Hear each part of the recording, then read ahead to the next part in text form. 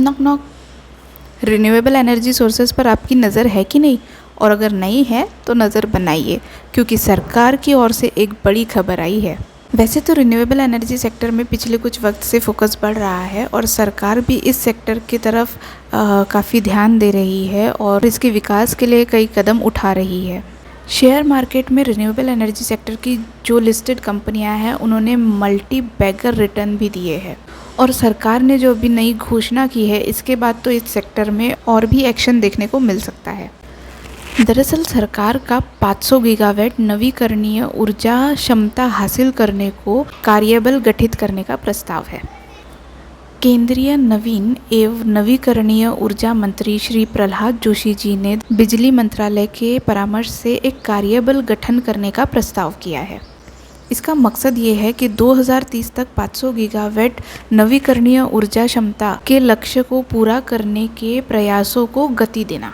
जोशी जी ने उद्योग और संबंधित पक्षों से ऐसी रणनीतियों को तैयार करने का आग्रह किया है जिससे देश को समयबद्ध तरीके से लक्ष्य को पूरा करने में मदद मिले। नवीन और नवीकरणीय ऊर्जा मंत्रालय MNRE ने 14 नवंबर 2024 गुरुवार को बयान में कहा कि भुवनेश्वर में एक कार्यक्रम के दौरान मंत्री जी ने 500 गीगावाट के लक्ष्य को पूरा करने की दिशा में संबंधित पक्षों के प्रयासों को व्यवस्थित करने के लिए बिजली मंत्रालय के परामर्श से एक कार्यबल के गठन का प्रस्ताव किया है। उन्होंने कहा कि देश पहले से ही स्वच्छ ईंधन स्रोतों से 212 गीगावाट की ऊर्जा को हासिल कर चुका है और अब वह 2030 के लक्ष्य को पार करने के रास्ते पर है।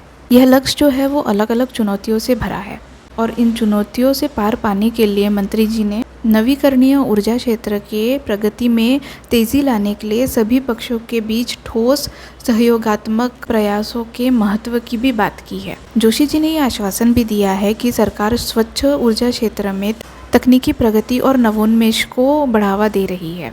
अब सरकार जब इस तरीके से काम को बढ़ावा दे रही है तो आपका भी यह काम बनता है कि आपकी भी एक नज़र इस सेक्टर में बनी रहे। रिन्यूएबल एनर्जी सेक्टर की कई सारी कंपनियां शेयर बाज़ार में लिस्टेड है, जैसे कि Suzlon, INOX wind, Tata power, JSW energy, NHPC, IREDA, Orient green power. इनमें से तो कई इन्वेस्टर्स के फेवरेट है और कईयों ने तो मल्टी बैगर रिटर्न भी दिए हैं। जैसे कि अगर सुज़लॉन को देखें तो इस शेयर ने 2421% का रिटर्न दिया है। हालांकि अगर अभी देखा जाए तो ये शेयर अपने 80 रुपीज़ के ऑल टाइम हाई से 34% के आसपास कुछ नीचे गिरावट पर होगा, लेकिन यहाँ एक मौका भी बनता है इसे परचेज़ करने का। IREDA जो कि पिछले वर्ष दिसंबर में लिस्ट हुई थी, इसने भी अपने इन्वेस्टर्स को एक वर्ष में 202% का रिटर्न दिया है।